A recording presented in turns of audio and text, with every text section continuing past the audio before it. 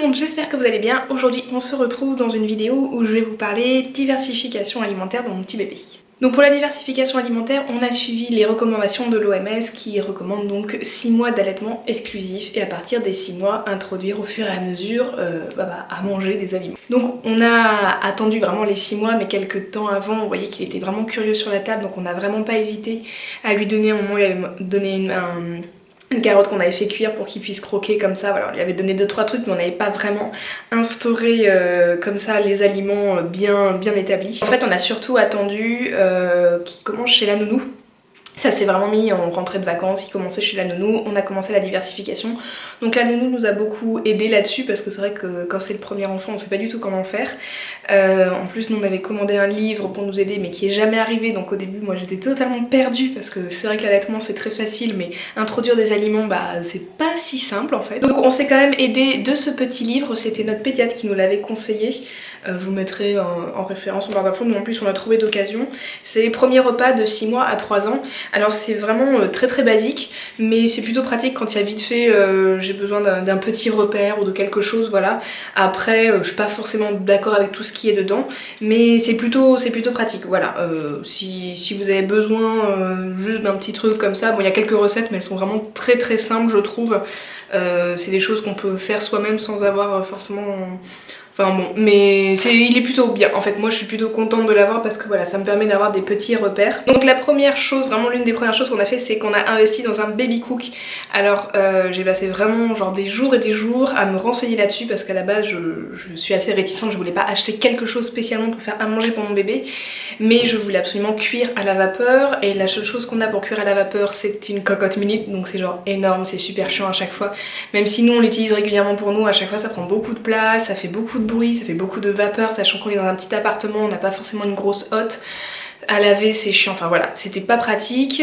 Et pour mixer on avait un plongeur en fait, mais c'est pareil, en fait ça fait sortir plein de choses différentes. Et l'avantage du baby cook c'est que c'est un truc, nous je vous montrerai, on le laisse sortir sur le plan de travail, c'est tout petit et il y a juste un petit bol après à laver, il n'y a rien à sortir, à laver 250 trucs. Donc au début je m'étais dit je vais l'acheter d'occasion parce que ça coûte super cher, sauf que malheureusement je voulais un en verre et en inox, le seul qui existe c'est de la marque B.A.B.A, c'est eux un petit peu qui ont inventé le baby cook, et c'est le dernier modèle qu'ils ont sorti qui était en verre. Et donc d'occasion, en plus d'occasion faut faire attention avec le plastique parce que si c'est trop vieux, c'est des plastiques qui ont du bisphénol et tout, c'est vraiment pas cool.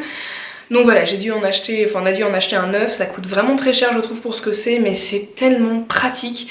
Voilà, nous on en avait vraiment besoin parce qu'on avait, quitte à racheter un panier vapeur, un plongeur, machin, un truc, enfin autant acheter là le baby cook, on s'en sert même pour nous très souvent. En fait je me suis mis à faire des veloutés, des petites purées, des choses que je faisais pas forcément. Surtout quand on est parents le soir, on n'est pas motivé à se faire à manger, bah voilà, un petit velouté de champignons, un petit velouté de lentilles corail, c'était un truc que je faisais pas du tout avant et maintenant ça peut être fait très rapidement avec le baby cook. Donc voilà comment se présente le baby cook. Vous voyez sur le plan de travail, on a un petit peu tous nos trucs ménagers ici. Bon, il y aura une crédence bientôt, ça ce sera plus beau, mais c'est pas le sujet. Mais voilà, le baby cook, la place qu'il prend, c'est vraiment pas énorme, on avait vraiment la place, donc c'est pour ça qu'on a sauté sur l'occasion. En gros, on met l'eau ici, et puis là, ça s'ouvre. Hop là, je vous montre vite fait, je vous fais pas une revue, mais en gros, là après, on met pour mixer. En premier temps, on met ça là-dedans, ça cuit à la vapeur. La plupart du temps, les légumes, c'est 25 minutes.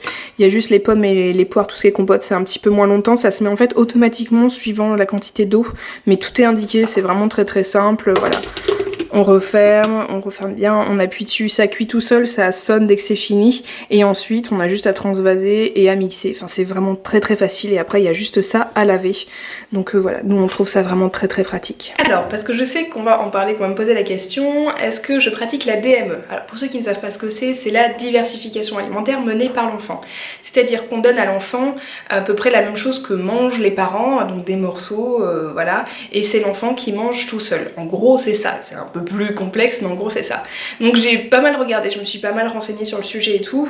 Moi ce que je trouve contraignant c'est que clairement moi la nounou, je peux pas faire ça avec la nounou, enfin déjà je pense que c'est pas son style, et en plus quand on fait la diversification menée par l'enfant, il faut vraiment être là et attentif pour pas qu'il, si jamais il s'étouffe et tout, donc ils ont un réflexe d'éjection qui est vraiment très très bien fait, mais on sait jamais. Moi je sais que quand je lui donne des morceaux, je suis toujours à côté, attentive, je suis pas sur le téléphone et tout, et quand on a une nounou qui a plusieurs enfants à s'occuper, les purées c'est quand même vachement pratique, donc ce que je fais, c'est que je mixe un peu les deux, voilà. Tout simplement, je fais tout ce qui est compote et purée pour chez la nounou. Et puis chez nous le soir souvent voilà, il va manger une petite purée, et puis je lui fais des petits muffins de légumes, je lui fais aussi des petits gâteaux un peu sucrés, bon sans sucre. Voilà, et puis j'hésite pas à lui donner une banane, un morceau de pomme, des légumes, voilà, quand on fait cuire des carottes, une purée de carottes, je garde une carotte entière cuite et puis il la mange, voilà. Je fais un peu au feeling, voilà, au début j'ai fait vraiment un peu au feeling. Il y a autre chose, c'est que Louis, dès qu'il a commencé à manger, il a eu très faim, très envie de manger, c'est-à-dire que dès il se secoue partout, on le met sur la chaise, faut que ça aille vite, faut vite qu'il ait la cuillère, la purée dans la bouche, et la diversification alimentaire menée par l'enfant, c'est quelque chose qui va beaucoup plus lentement, c'est-à-dire que les premiers mois, les premières semaines, il mange pas énormément, puisque c'est lui qui mange beaucoup, il y en a beaucoup qui partent par terre.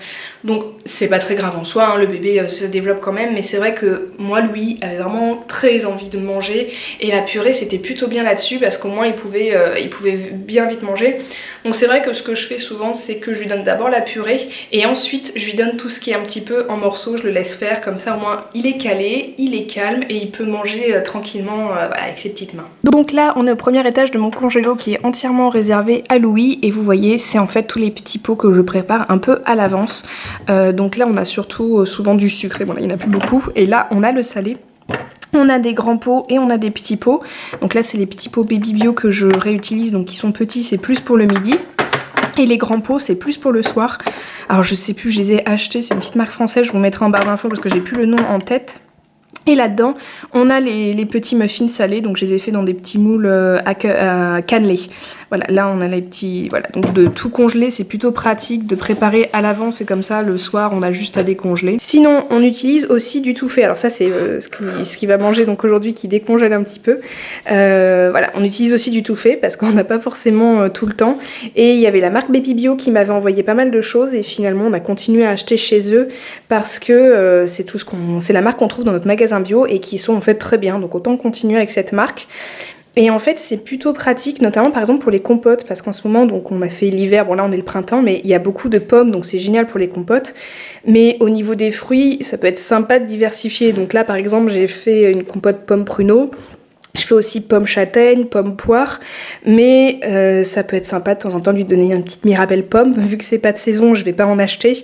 Donc voilà, de l'avoir en petit pot, voilà, au niveau du sucré, même du salé, hein, de changer un petit peu, mais je trouve que surtout au niveau du sucré, on peut être assez limité, donc voilà, d'avoir des petits pots un peu tout faits, ça peut être pratique. Et aussi, quand on part toute la journée, si on prend pas forcément la glacière parce qu'on est chargé, parce que c'est un peu galère quand même, c'est pratique d'avoir ça parce qu'on n'est pas forcément obligé de les garder au frais, vu qu'ils sont faits sous vide et tout. Enfin voilà, alors que ça, faut vraiment le garder au frais, parce que sinon c'est pas très bon, hein. La bouffe, ça se garde au frais. Là voilà, au moins on est tranquille, même pour durer toute la journée jusqu'aux 4 heures, on sait que y a pas de risque, donc voilà, ça pour partir c'est pratique.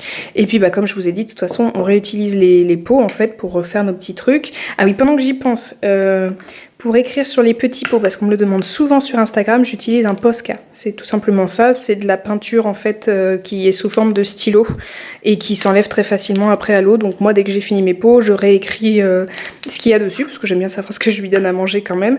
Et puis une fois que c'est fini, je mets dans la vaisselle, je passe un petit coup d'éponge et puis ça s'en va et je réécris à chaque fois. C'est très très pratique, un Posca. Donc pour en revenir à Baby Bio, donc voilà, on a les purées. Ah oui, une fois aussi c'était très pratique, c'est que des fois, je sais pas pourquoi, mon Louis ne veut pas manger la purée qu'il a, ou des fois on teste, une fois je sais plus, il y avait du quinoa avec je sais plus quoi, il voulait pas la manger. Donc vite, j'ai sorti du placard une petite purée de patates douces. La patate douce, ça passe toujours, c'est comme la carotte. J'étais bien contente d'en avoir une sous la main parce que j'avais pas forcément le temps de décongeler. Enfin, moi j'avais le temps, mais Louis n'avait clairement pas la patience. Donc voilà, avoir un petit pot sous la main, c'est toujours bien pratique. Et donc ils font pas mal de choses, ils sont aussi ce genre de petites gourdes, donc là c'est brassé à la mangue. Alors on n'a toujours pas essayé avec lui, mais voilà, quand l'occasion viendra, un petit goûter ou un truc comme ça, quand on sort, qu'on n'a pas forcément une cuillère avec nous, ça c'est plutôt pratique. Et ce qu'on utilise beaucoup là ces derniers jours, on a découvert un petit peu ça, c'est les céréales. Donc celui-ci, la base de farine de riz, de quinoa et de vanille. Donc à la base, je l'utilisais, alors c'est une farine, hein, je vous montre, j'utilisais pour... Voilà, c'est une farine un peu épaisse.